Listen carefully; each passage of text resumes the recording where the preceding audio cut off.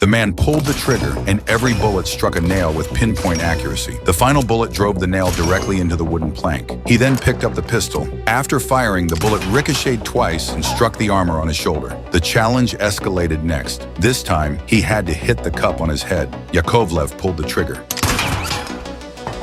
Cheers erupted across the arena, granting him the status of a noble duelist. The next day, the referee presented 2 revolvers. He loaded only one of them. Then he placed both guns on the ground. The noble chose first. After touching the first gun, he selected the second. Yakovlev had no choice. He picked up the first gun. Following tradition, both duelists aimed their guns at each other and pulled the triggers simultaneously. But he lowered his gun, letting the noble fire first. After the shot, Yakovlev raised his gun and pressed it against the noble's forehead.